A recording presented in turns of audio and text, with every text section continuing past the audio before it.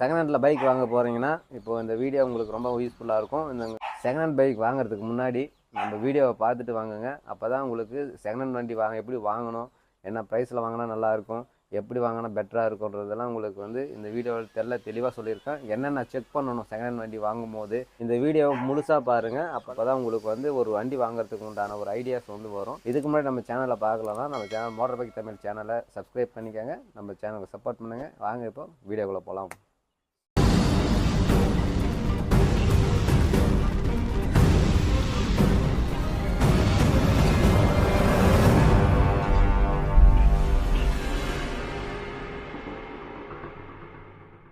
First பழைய bike வாங்கலாமா வேணாமா? பழைய பைக் யாரெல்லாம் வாங்குவாங்க? இப்போ நம்ம பணம் நம்மக்கிட்ட நிறையா இருக்குன்னா இப்போ 1 லட்சம் 2 லட்சம் முதலீடு போடுற மாதிரி இருந்தால் டேரெக்டாக நம்ம புது பைக்கை வாங்கிட்டு போயிடுவோம். நம்மள மாதிரி கஷ்டப்படுறவங்க செகண்ட் ஹேண்ட் பைக்கை தேடி போவோம். செகண்ட் ஹேண்ட் பைக்கில் எந்த மாதிரி வாங்கலாம் அப்படின்றது நம்ம ஃபஸ்ட்டு பார்க்கணும். ஒரு பைக்குனாவே இன்ஜின் நல்லா இருக்கணும். ஃபஸ்ட்டு நமக்கு முக்கியமானதே இன்ஜின் தான். இன்ஜின் நல்லா இருந்தால் தான் நம்ம அந்த பைக்கை நம்ம வாங்குறதுக்கு பெட்ரு. அதே மாதிரி ரெண்டாவது பாடி கண்டிஷன் நல்லா இருக்கணும். அது எவ்வளோ கிலோமீட்டர் ஓடி இருக்குது, ஒரு வண்டி எத்தனை கிலோமீட்டர் ஓடி இருக்குது அப்படின்றத நம்ம பார்க்கணும். அடுத்தது டயர் கண்டிஷன் பார்க்கணும். டயர் கண்டிஷன் எப்படி இருக்குது, நம்ம குட் கண்டிஷனாக இருக்கா இல்லை ஆஃப் கண்டிஷனாக இருக்கான்றதை பார்க்கணும். அதுக்கு அடுத்தது பார்த்தீங்கன்னாக்கா ஆர்சி புக், அதாவது டாக்குமெண்ட்ஸ் நமக்கு கரெக்டாக இருக்கான்றதை நம்ம பார்க்கணும். அது எல்லாமே இந்த வீடியோவில் ஒன்று ஒன்றா பார்ப்போம். ஃபஸ்ட்டு இன்ஜின் எப்படி செக் பண்ணணும் அப்படின்றத நம்ம பார்க்கலாம். ஒரு இன்ஜின் ஸ்டார்ட் பண்ணிங்கன்னா வண்டியை ஸ்மூத்னஸ் நமக்கு கேப்குள்ளேயே நல்லா தெரியும். கடைன்னு சவுண்டு வரக்கூடாது. நமக்கு இன்ஜின் ஸ்மோக் வரக்கூடாது. ஸ்மோக்லேயே பார்த்தீங்கன்னாக்கா ரெண்டு வகையான ஸ்மோக் வரும். ஒயிட் ஸ்மோக் வரும், பிளாக் ஸ்மோக் வரும். நம்ம ஒயிட் ஸ்மோக் வந்துச்சுன்னா வண்டியில் வேலை இருக்குது, இன்ஜின் ஃபுல்லாகவே வேலை செய்யணும் அப்படின்றத நம்ம தெரிஞ்சுக்கலாம். பிளாக் ஸ்மோக் வருதுனாக்கா கார்பெட்டு, ஏர் ஃபில்ட்ரு இந்த மாதிரி விஷயத்துலேயும் வரும். ஹெட்டு ஒரு 35,000 to 45,000 கிலோமீட்டர் ஓடி இருக்குதுன்னா ஹெட்டு வேறு செய்கிற மாதிரி இருக்கும். பிளாக் ஸ்மோக் மட்டும் வரும். அந்த வண்டிக்கு பார்த்திங்கன்னா ஐலிங் ஏறி இறங்கும். அதாவது ஒரே ஈக்குவல்ட்டாக வராது, குறையும் ஏறும் அந்த மாதிரி சிம்டம்ஸ் தெரியும். நம்ம அதை பார்த்து நம்ம அதை வாங்கிக்கலாம். அந்த மாதிரி ஹெட்டு மட்டும் ஒர்க் பண்ணுற மாதிரி இருக்கிற வண்டிகளும் வரும். அதையும் நம்ம செக் பண்ணணும். வண்டியை வாங்குறோம்னாக்கா நம்ம ஃபஸ்ட்டு இன்ஜின் ஸ்டார்ட் பண்ணுறோம் இல்லையா? இன்ஜின் ஸ்டார்ட் பண்ணால் கடன் சவுண்ட் வரக்கூடாது. இந்த இன்ஜினோட சவுண்டு கேளுங்க. இந்த வண்டியோட இன்ஜின் ஒர்க் பண்ணுற மாதிரி தான் இருக்குது. அதனால் இந்த இன்ஜினோட சவுண்டு கேட்டிங்கன்னா உங்களுக்கு தெரியும். பக்கத்தில் இன்ஜினுக்கிட்ட காட்டு.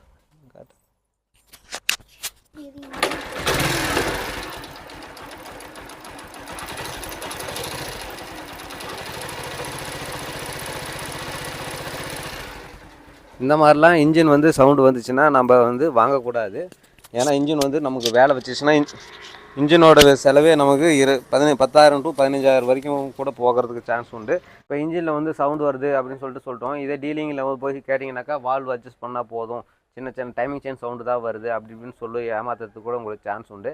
அந்த மாதிரி டைமில் பார்த்தீங்கன்னாக்கா இங்கே வாங்க, இந்த மாதிரி சைலன்சரில் பார்த்தீங்கன்னா இந்த ஒரு விரல் நமக்கு ஒரு விரல் போதும். நம்ம சுண்டு விரலை நம்ம இப்படி விட்டு பார்த்தோம்னா இந்த மாதிரி ஆயிலாக வரக்கூடாது. இந்த மாதிரி ஆயிலாக வருதுனாக்கா இன்ஜின்லேருந்து ஃபுல்லாக ஆயில் கக்குது, இருக்கிற ஆயிலெலாம் எடுத்து குடித்து புகையாக அனுப்புது அப்படின்னு சொல்லிட்டு அர்த்தம். இந்த மாதிரி இருந்துச்சுன்னா இன்ஜினோட கண்டிஷன் ரொம்ப மோசமாக இருக்குது. நமக்கு அந்த வண்டியை நம்ம வாங்குறத தவிர்த்துக்கிறது ரொம்ப நல்லது. ஃப்ரண்ட் சர்க்கிளில் கூட நம்ம இந்த மாதிரி நம்ம செக் பண்ணி தான் வாங்கணும். அடுத்தது கிலோமீட்டரு நம்ம எவ்வளோக்குள்ளே அப்படி வாங்கலாம் அப்படின்னு சொல்லிட்டு கேட்டிங்கனாக்கா குறைஞ்சபட்சம் 20,000 ஒரு 35,000 கிலோமீட்டருக்குள்ளே நீங்கள் செகண்ட் ஹேண்ட் பைக் வாங்கினீங்கன்னா உங்களுக்கு பெட்டராக இருக்கும். ஏன்னா அதுக்கு மேலே வாங்கினீங்கன்னாக்கா உங்களுக்கு இன்ஜினோட லைஃப் ஒரு 75% முடிஞ்சிட்ருக்கும். அதை வாங்கி நீங்கள் ஒரு 10,000 கிலோமீட்டர் ஓட்டினீங்கன்னா ஒரு இன்ஜின் ஒர்க் பண்ணுற மாதிரி இருக்கும். ஒரு இன்ஜின் நான் ஏற்கனவே சொன்னேன், ஒரு இன்ஜின் ஒர்க் பண்ணுறோம்னாக்கா ஒரு 10,000 to 15,000 வரைக்கும் செலவாகும். 20,000 கூட ஒரு சில வண்டிகள் ஆகும். அப்படி ஆகும்போது நமக்கு அது நம்ம ஏற்கனவே வாங்கின வண்டியோட முதலும் இதோட இன்ஜின் ஒர்க்கோட காஸ்ட்டும் சேர்த்தனோம்னா வண்டியோட ஒர்க் காஸ்ட் ரொம்ப அதிகமாகிடும். அதனால் இன்ஜின் ஒரு 20,000 to 35,000 கிலோமீட்டருக்குள்ளே இருக்கிற வண்டியாக பார்த்து வாங்கிக்கோங்க. அடுத்தது பார்த்தீங்கன்னாக்கா ஒரு வண்டிக்கு எத்தனை ஓனர் இருக்கலாம் அப்படின்னு கேட்டிங்கனாக்கா, என்ன கேட்டிங்கன்னா அதிகபட்சம் 2 ஓனர். சிங்கிள் ஓனராக இருக்கிறது பெட்ரு. சிங்கிள் ஓனர் அப்படி இல்லைன்னா யாரோ இன்னொருத்தர் மாற்றி வாங்கியிருக்கலாம். 2 ஓனர்ஷிப்பில் இருந்துச்சுன்னா வாங்குங்க. நீங்கள் 3ஆவதாக இருக்கலாம் அதிகபட்சமாக. அது 3ஆவது ஓனர்ஷிப்லேருந்து 4ஆவது மாத்திர மாதிரிலாம் வாங்காதீங்க. ஏன்னா ஒவ்வொருத்தரும் ஒவ்வொரு மாதிரி வண்டி ஓட்டியிருப்பாங்க. அதோட கண்டிஷன் ரொம்ப மோசமாகிட்டு இருக்கும். அந்த மாதிரிலாம் வாங்காதீங்க. சிங்கிள் ஓனர் வாங்குறது ரொம்ப பெஸ்ட்டு. மீறினா 2 ஓனர் இருக்கிற வண்டி வாங்கலாம். அதுக்கு மேலே நம்ம வாங்குறது ரொம்ப மோசமாக வேஸ்ட்டு தான். சரி, நான் கிலோமீட்டர் கம்மியாக இருக்கும்னு சொல்லிட்டு நம்ம சொல்லியிருந்தோம். இப்போ டீலிங் ஆஃபீஸ்லாம் பார்த்தீங்கன்னாக்கா நமக்கு மீட்டரை ரீடீம் பண்ணுறதுக்கு, அதாவது குறைக்கிறதுக்கு, மாற்றி அமைக்கிறதுக்கு ஏகப்பட்ட சான்சஸ் இருக்குது. டீலிங்லேயும் சரி நம்ம வெளியில் வாங்கினா கூட இது பண்ணுறதுக்கு சான்சஸ் இருக்குது. ஏன்னா கிலோமீட்ரு ஒரு 50 70,000 80,000 ஓடின வண்டியை வந்து 20,000 25,000 தான் ஓடி இருக்குது, இந்த வண்டி விலை கம்மி அப்படின்னு சொல்லிட்டு சொல்கிறவங்க நிறைய பேர் இருக்கிறாங்க. அதை நம்ம எப்படி தெரிஞ்சுக்கலாம் அப்படின்னா, நம்ம இப்போ இன்ஜினில் பார்த்தோம் இல்லையா, இந்த மாதிரி ஸ்மோக் வருதான்றதை பார்த்து தெரிஞ்சுக்கலாம். அடுத்தது நம்ம டயரை வச்சு தெரிஞ்சுக்கலாம். ஒரு டயர் பார்த்தீங்கன்னாக்கா, இப்போ இந்த வண்டி வந்து 2003 மாடல் வண்டி. இதோட டயர் பார்த்தீங்கன்னாக்கா மேனுஃபேக்சரிங் பண்ணும் போது வந்துருந்துச்சுன்னா, இதுலேயும் வந்து டயர்லேயும் 2003, அதாவது லாஸ்ட் 2 டிஜிட்டல் மட்டும் அந்த இயரோட டிஜிட்டல் கொடுப்பாங்க. அதை பார்த்தீங்கன்னா தள்ளி உங்களுக்கு காட்டுறேன் பாருங்கள். இந்த வண்டியில் இருக்கிற டயர் பார்த்தீங்கன்னாக்கா லாஸ்ட் 2 டிஜிட்டல் வந்து நம்ம இயராக எடுத்துக்கணும். இது வந்து 15ன்னு போட்டிருக்குது. அப்போ இது 2015 வந்த டயரு. ஆனால் வண்டி வந்து மாடல் வந்து 2013. அப்போ இது 2015 இந்த டயர் மாற்றிருக்கிறாங்க அப்படின்னு சொல்லிட்டு அர்த்தம். ஒரு டயரோட லைஃப் பார்த்தீங்கன்னாக்கா 20,000 to 25,000 கிலோமீட்டர் தான். வண்டியில் வந்து கண்டிப்பாக டயர் மாற்றிருக்காங்கன்னா அது கண்டிப்பாக 30,000 கிலோமீட்டருக்கு மேலே ஓடின வண்டியாக தான் இருக்கும். அந்த 2வது டயரும் ஒரு பாதிக்கு மேலேயோ இல்லை ஃபுல்லாக போய் தேஞ்சிருந்தால் கண்டிப்பாக 60,000 பக்கம் ஓடி இருக்கிறதுக்கு சான்ஸ் உண்டு. அதை நீங்கள் மைண்டில் வச்சுக்கோங்க. எந்த இயர் மேனுஃபேக்சரிங் வண்டி இருக்குதோ அந்த இயரோட டயர் அதில் இருக்கான்றது செக் பண்ணிக்காங்க. அப்படி செக் பண்ணிங்கனாவே உங்களுக்கு டயர் மாற்றிருக்காங்களா இல்லையா, கிலோமீட்டர் எவ்வளோ ஓடி இருக்குது, கிலோமீட்ரு மீட்டரில் காட்டுற கிலோமீட்டரும் டயரில் இருக்கிறத வச்சாவே நம்ம வண்டி ஓடி இருக்கா இல்லையான்றதை நம்ம கன்ஃபார்ம் பண்ணிக்கலாம். அடுத்தது பார்த்திங்கன்னா, இப்போ இருக்கிற வண்டி எல்லாமே பேட்ரி இல்லாமல் ரன் ஆகாது அப்படின்ற சூழ்நிலையில் தான் கொடுக்குறாங்க. ஏன்னா பேட்ரி இருந்தால் தான் ரன் பண்ணணும் அப்படின்ற மாதிரி தான் கொடுக்குறாங்க. பேட்ரி இல்லைன்னா கூட ஓட்டுற வண்டி பார்த்தீங்கன்னாக்கா பழைய மாடல் வந்து சிடிஎம் யூனிட் வர டைப்புலலாம் வந்து பேட்ரி இல்லைன்னா கூட ஓடும் வண்டி. ஆனால் இப்போ இருக்கிற இசிஎம்லாம் வந்து பேட்ரி இருந்தால் தான் வண்டியை ஸ்டார்ட் பண்ணணும் அப்படின்ற சூழ்நிலையில் தான் இருக்குது. அப்போது நமக்கு பேட்ரி ரொம்ப முக்கியமான ஒன்றாயிடுது. பேட்ரி நல்லா இருக்கா இல்லையான்றதை நம்ம செக் பண்ணி தான் வண்டியை வாங்கணும். ஏன்னா பேட்டரியோட காஸ்ட்டே போலாம் வந்து பார்த்திங்கனாக்கா 1,500 ரூபாய்க்கு மேலே தான் விற்கிது. அதனால் வந்து நம்ம பேட்டரியும் முக்கியமாக செக் பண்ணிக்கிறது ரொம்ப முக்கியம். பேட்ரி எப்படி செக் பண்ணலான்னு பார்த்தீங்கன்னாக்கா, சாவி ஆன் பண்ணிவிட்டு இண்டிகேட்ரு, ஆரனு, இப்போ ஒரு பிரேக் அழுத்திக்காங்க, ஏன்னா ஒரு பிரேக் அழுத்திக்காங்க, டேஞ்சர் லைட் எரியும் இல்லையா, பிரேக் லைட் எரியும், அதையும் அழுத்திக்கிட்டு இந்த எல்லா லைட்டும் உங்களுக்கு போட்டு விட்டுட்டு செல்ஃப் போட்டிங்கன்னா ஒரே கிக்கில் வந்து செல்ஃபில் வந்து எடுக்கணும். அப்படி எடுத்துச்சுன்னா பேட்ரி 100% கரெக்டாக இருக்குதுன்னு அர்த்தம். ஒரு டைம் ஆஃப் பண்ணிட்டு மறுபடியும் அதே டைம் மாதிரி செல்ஃப் போடுங்க. இந்த மாதிரி 2-3 டைம் போட்டு பாருங்கள். 3 டைமும் செல்ஃப் எடுக்குதுன்னா 100% பேட்ரி நல்லா இருக்குது, நம்ம தைரியமாக எடுத்துக்கலாம், இன்னும் கொஞ்சம் நாளைக்கு லைஃப் வரும், ஒன்றும் பிரச்சனை இல்லை அப்படின்னு தெரிஞ்சுக்கலாம். ஆனால் இது எல்லாமே நம்ம எல்லா லைட் ஆன் பண்ணி விட்டு செல்ஃப் போடும்போது செல்ஃப் உட்காருது அப்படின்னா அது பேட்ரி வந்து வீக்காக இருக்குதுன்னு அர்த்தம். அந்த பேட்ரி வந்து வேஸ்ட்டு தான்.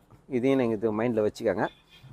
நம்ம அடுத்தது எதை செக் பண்ணணும்னு பார்த்தீங்கன்னாக்கா, நம்ம ஆர்சி புக் தான் செக் பண்ணணும். ஆர்சி புக்கில் நம்ம என்னென்ன கவனிக்கணும்னு பார்த்தீங்கன்னா, வாங்கம்மா, இந்த இடத்துல நம்ம வண்டியோட ஃப்ரேம் நம்பர், சேஸ் நம்பர் எல்லாமே நம்ம இந்த இடத்துல கொடுத்துருப்பாங்க. நம்ம வண்டியோட சேஸ் நம்பர், நம்ம வண்டியோட சேஸை நம்ம பார்த்து செக் பண்ணிக்கணும். இதே நம்பர் தான் நம்ம சேஸ்லேயும் இருக்குதா அப்படின்னு செக் பண்ணிக்கணும். அடுத்தது இன்ஜின் நம்பரும் நம்ம செக் பண்ணணும். இன்ஜின் நம்பர் எங்கே இருக்குதுன்னு கேட்டிங்கன்னா வண்டி விற்கிறவங்களுக்கு தெரியும். நீங்கள் எங்ககிட்ட கேட்டிங்கன்னா இன்ஜினில் வந்து காட்டுவாங்க. அதே மாதிரி இன்ஜினில் இருக்கிற நம்பரையும் வந்து கரெக்டாக இருக்கான்றதை நம்ம இங்கே செக் பண்ணிக்கணும். அதை இந்த இடத்துல நம்ம கொடுத்துருப்பாங்க. அடுத்தது வண்டி ஓனரோட டீட்டெயில்ஸ் வந்து இங்கே கொடுத்துருப்பாங்க. வண்டி ஓனரோட டீட்டெயில்ஸ் வந்து இங்கே கொடுத்துருப்பாங்க. நம்ம இதுவும் நம்ம வண்டி ஓனரும் கரெக்டாக இருக்காங்களான்றதை செக் பண்ணிக்கணும். ஏன்னா ஃபஸ்ட்டு ஓனராக இருக்காங்கன்னு சில பேர் சொல்லுவாங்க. வண்டியோட ஓனர் வந்து ஒரே ஓனர் தான், சிங்கிள் ஓனர் அப்படின்னு சொல்லுவாங்க. அப்போ இவர் தான் நமக்கு டிஎஃப்ஓ ஃபார்மில் கையெழுத்து போடுற மாதிரி இருக்கும். அதனால் நம்ம இந்த இடத்தையும் நம்ம செக் பண்ணிக்கணும். அடுத்தது பார்த்தீங்கன்னாக்கா, இந்த இடத்த நம்ம முக்கியமாக நம்ம செக் பண்ணணும். இந்த இடத்துல என்ன கொடுத்துருப்பானாக்கா, ஃபைனான்ஸில் வண்டி வாங்கியிருந்தாக்கா எந்த ஃபைனான்ஸில் வாங்கியிருக்காங்களோ அந்த ஃபைனான்ஸோட சீல் இங்கே இருக்கும். இந்த மாதிரி சீல் இருந்துச்சுன்னா இங்கே நோ அப்ஜெக்ஷன் சர்டிஃபிகேட், அதாவது என்ஓசின்னு சொல்லுவாங்க. அந்த நோ அப்ஜெக்ஷன் சர்டிஃபிகேட்டு நீங்கள் கண்டிப்பாக வாங்கியிருக்கணும். இந்த கஸ்டமர் வாங்கி வச்சுருக்கணும். ஃபைனான்ஸ் முடிச்சிருந்தால் அதை வந்து க்ளோஸ் பண்ணி இந்த இடத்துல மறுபடியும் ஒரு சீல் வச்சு நமக்கு கொடுத்துருவாங்க. இந்த வண்டி நெட் கேஷ் கொடுத்து வாங்கினால இந்த இடத்துல எதுவுமே இல்லை. நம்ம ஒருவேளை ஃபைனான்ஸில் வாங்கியிருந்தாங்கன்னா இங்கே ஃபைனான்ஸோட சீல் இருக்கும். அதை கண்டிப்பாக செக் பண்ணிக்கோங்க. எந்த ஃபைனான்ஸோட பேங்க்கோட ஃபைனான்ஸ் இருக்குதோ அந்த சீல் இங்கே குத்திருப்பாங்க. அதே மாதிரி நம்ம ஃபைனான்ஸ் க்ளோஸ் பண்ணியிருந்தாலும் கேன்சல்ட் அப்படின்னு சொல்லிட்டு ஒரு சீல் இங்கே அடித்து நமக்கு கொடுத்துருப்பாங்க. கூட ஒரு என்ஓசி சர்டிஃபிகேட் ஒன்று கொடுப்பாங்க. நம்ம அதையும் நம்ம மறக்காமல் வாங்கி வச்சுக்கணும். அடுத்தது வந்து நம்ம வண்டி வந்து செகண்ட் ஓனராக இருந்தால் நம்ம திருப்பி பார்த்தோம்னாக்கா இந்த இடத்துல வந்து நம்ம செகண்ட் ஓனரோட ஃபோட்டோ, அவங்களுடைய டீட்டெயில்ஸ் வந்து இந்த இடத்துல நம்ம ஒட்டி கொடுத்துருப்பாங்க. நம்ம அதுவும் செகண்ட் ஓனராக இருந்தால் அது கரெக்டாக இருக்கான்றதை நம்ம செக் பண்ணிக்கணும். இப்போல்லாம் வந்து இப்போ பேப்பர் வடிவில் நமக்கு இப்போல்லாம் வரதில்லை. எல்லாமே நம்ம ஆன்லைனில் தான் ரேஷன் கார்டு மாதிரி தான் கொடுக்குறாங்க. இந்த மாதிரி கார்டு தான் வரும் உங்களுக்கு. இந்த இடத்துலையே இதுலேயே பார்த்தீங்கன்னாக்கா இங்கே ஓனர் சிம்பிள் கொடுத்துக்கிறாங்க. இது எத்தனாவது ஓனர் அப்படின்ட்டு. இப்போ நான் இந்த வண்டி வந்து ஆல்ரெடி ஒரு ஓனர் கை மாறி இப்போ 2வது ஓனரில் இருக்குது. இங்கே 2 இருக்குங்களா. சிங்கிள் ஓனராக இருந்தால் இந்த இடத்துல 1 அப்படின்றது வரும். அதே மாதிரி ஃப்ரேம் நம்பர் பார்த்தீங்கன்னா இந்த இடத்துல கொடுத்துருப்பாங்க. நம்ம இதையும் நம்ம கரெக்டாக நம்ம செக் பண்ணிக்கணும். நம்ம அதில் செக் பண்ண மாதிரியே தான் சேஸ் நம்பர் கொடுத்துருந்தாங்கன்னா அந்த சேஸ் நம்பர் வந்து எடுத்து நம்ம வண்டியோட ஃப்ரேமில் பார்த்தோம்னா இது இருக்கா இல்லையான்றது நமக்கு தெரியும். அதை நம்ம பார்த்து கரெக்டாக கொடுக்கணும். அதே மாதிரி இன்ஜின் நம்பர் செக் பண்ணிக்கணும். அதே மாதிரி வண்டி ஓனரோட டீட்டெயில்ஸ் வந்து இந்த இடத்துல கீழே கொடுத்துருப்பாங்க. நம்ம அதையும் நம்ம செக் பண்ணி பார்த்துக்கணும். அது வண்டி எந்த இடத்துல வண்டி எடுத்தது,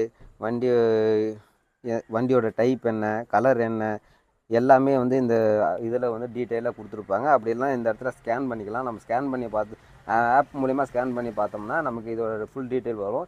அந்த டீட்டெயில் எல்லாம் கரெக்டாக இருக்கான்றது செக் பண்ணிக்கோங்க. என்னுடைய சஜஷன் என்னன்னு கேட்டிங்கனாக்கா, ஒரு வண்டியை வந்து கஸ்டமர்கிட்ட வாங்குங்க. டைரெக்டாக கஸ்டமர்கிட்ட வாங்கினீங்கன்னா உங்களுக்கு ரொம்ப பெனிஃபிட்டாக இருக்கும். அமௌண்ட்டும் கம்மியாக இருக்கும், வண்டியும் குவாலிட்டியாக இருக்கும். டீலர்கிட்ட நீங்கள் போனீங்கன்னாக்கா கொஞ்சம் காஸ்ட்லியாக தான் இருக்கும். ஏன்னா அவங்களையும் நான் குத்தம் சொல்ல விரும்பலை. ஏன்னா அவங்களுடைய பிஸ்னஸாக தான், அவங்க ப்ராஃபிட்டுக்காக தான் வண்டி வாங்கி விற்கிறாங்க. ஸோ அவங்க கொஞ்சம் காஸ்ட் அதிகமாக தான் இருக்கும். அதே மாதிரி யூடியூப்பில் பார்த்தீங்கன்னாக்கா 2000 முதல் வண்டி இருக்குது, 5000 முதல் வண்டி இருக்குது, 10,000 முதல் வண்டி இருக்குது, லோ காஸ்ட் யமஹா வண்டி இவ்வளோ கம்மியாக கிடைக்கிது, டிஸ்கவர் வண்டி இவ்வளோ கம்மியாக கிடைக்குதுன்னு போடுவாங்க. அந்த மாதிரிலாம் நம்பி ஏமாந்துடாதீங்க. தரவாக செக் பண்ணி எடுங்க. அதுதான் வந்து உங்களுக்கு பெனிஃபிட்டாக இருக்கும். நீங்கள் கொஞ்சம் ஏமாந்தீங்கன்னா கூட உங்கள் தலையில் கட்டிடுவாங்க. அப்புறம் வாங்கிட்டு வந்து நீங்கள் தான் 10,000 20,000 செலவு பண்ணுற மாதிரி இருக்கும். அதே மாதிரி செகண்ட் ஹேண்ட் வண்டிக்கு இஎம்ஐ போடாதீங்க. ஏன்னா நம்ம காசு கம்மியாக இருக்கணும் அப்படின்றதுக்காக தான் நம்ம செகண்ட் ஹேண்ட் பைக்கை தேர்ந்தெடுக்கிறோம். இதில் இஎம்ஐ போட்டிங்கன்னா அதில் வந்து அதுக்கு ஒரு இன்ட்ரெஸ்ட் போட்டு நம்ம வண்டியோட ரேட்டை வந்து இப்போ அதிகப்படுத்திடுவாங்க. அப்போ வந்து உங்களுக்கு தான் லாஸ் ஆகும். அடுத்தது பார்த்தீங்கன்னாக்கா நம்ம வண்டி ஒரு இவ்வளோ ரேஞ்சில் தான் எடுக்கணும்னு ஒரு முடிவு நம்ம வச்சுக்கணும். அதாவது செகண்ட் ஹேண்ட் பைக்குன்னு தான் நம்ம போகிறோம். செகண்ட் ஹேண்ட் பைக்குனா ஒரு 20,000 டு ஒரு அதிகபட்சம் 60,000, 55,000 டு 60,000 வரைக்கும் வாங்கலாம். அதுக்கு மேலே நம்ம வாங்குறதுக்கு நம்ம புது வண்டியை வாங்கிட்டு போயிடலாம். செகண்ட் ஹேண்ட்ஸில் வந்து ஒரு 60,000க்கு மேலே வண்டி வாங்காதீங்க. 20,000க்கு கீழேயும் வாங்காதீங்க. 20,000க்கு கீழே வாங்கினாலும் நீங்கள் வாங்கி செலவு பண்ணுற மாதிரி தான் இருக்கும். ஸோ ஆவரேஜாக ஒரு 20,000 டு 60,000த்துக்குள்ளே வாங்கிக்கோங்க. அடுத்தது பார்த்தீங்கன்னா ரிஜிஸ்ட்ரேஷன், உங்கள் ஊர் என்ன ஊரோ அந்த ஊர் ரிஜிஸ்ட்ரேஷன் வண்டி வாங்கி ஓட்டுங்க. அது உங்களுக்கு ரொம்ப சேஃப்டி தரும். நம்ம அதர் விலை கம்மியாக கிடைக்குதுன்ட்டு அதர் ஸ்டேட்டு எல்லாம் வாங்கி நம்ம ரிஜிஸ்ட்ரேஷன் வண்டி ஓட்டினோம்னாக்கா நமக்கு ஏகப்பட்ட பிரச்சனை வரதுக்கு வாய்ப்பு இருக்குது. அதனால் உங்கள் ஊர் ரிஜிஸ்ட்ரேஷன் என்னவோ அந்த ரிஜிஸ்ட்ரேஷன் வண்டி வாங்கி ஓட்டுறது உங்களுக்கு ரொம்ப சேஃப்டியாகவும் செக்யூராகவும் இருக்கும். இந்த மாதிரி எல்லாமே நம்ம செக் பண்ணி தான் நம்ம ஒரு வண்டியை எடுக்கணும். அப்படி எடுத்தோம்னா தான் நமக்கு வண்டி சேஃப்டியாக இருக்கும். அதே மாதிரி வண்டி நீங்கள் வாங்கின உடனே நேம் ட்ரான்ஸ்ஃபர் பண்ணிவிடுங்க. நேம் ட்ரான்ஸ்ஃபர் பண்ணுறதுக்கு உங்களுக்கு 29 ஃபார்ம் அண்டு ஃபார்ம் நம்பர் 30, இது 2 ஃபார்ம்லேயும் வந்து ஓனர்கிட்ட நம்ம கையில் வாங்கணும். அதாவது பழைய ஓனர்கிட்ட, வண்டியோட ஓனர்கிட்ட நம்ம ஃபார்ம் 29லேயும் ஃபார்ம் 30லேயும் வந்து கையெழுத்து வாங்கி நம்ம ஆர்டிஓவில் கொடுத்து நம்ம நேம் ட்ரான்ஸ்ஃபர் பண்ணிக்கணும். நேம் எப்போ வண்டி வாங்கினாலும் உடனே நேம் ட்ரான்ஸ்ஃபர் பண்ணி ஓட்டிக்கோங்க. அது உங்களுக்கும் சேஃப்டியாக இருக்கும், பழைய ஓனருக்கும் சேஃப்டியாக இருக்கும். ஏன்னா நேம் மாற்றாமல் ஓட்டினீங்கனாக்கா இன்சூரன்ஸும் நேம் மாற்ற முடியாது. இன்சூரன்ஸ் நேம் மாற்ற முடியலனாக்கா ஏன்னா ஒரு அசம்பாவிதம் நடந்தால் கூட நம்ம எதுவுமே கிளைம் பண்ண முடியாது. அதனால் எப்பயுமே வந்து வண்டி வாங்கின உடனே இன்சூரன்ஸும் நம்ம வண்டியோட ஆர்சி புக் நேமையும் வந்து நேம் ட்ரான்ஸ்ஃபர் பண்ணிக்கோங்க. இந்த வீடியோ உங்களுக்கு யூஸ்ஃபுல்லாக இருந்திருக்குன்னு நினைக்கிறேன். இந்த வீடியோ யூஸ்ஃபுல்லாக இருந்தால் நம்ம சேனலை சப்ஸ்கிரைப் பண்ணிக்கோங்க. நம்ம சேனலை சப்போர்ட் பண்ணுங்கள். தேங்க்யூ, பாய், தேங்க்யூ.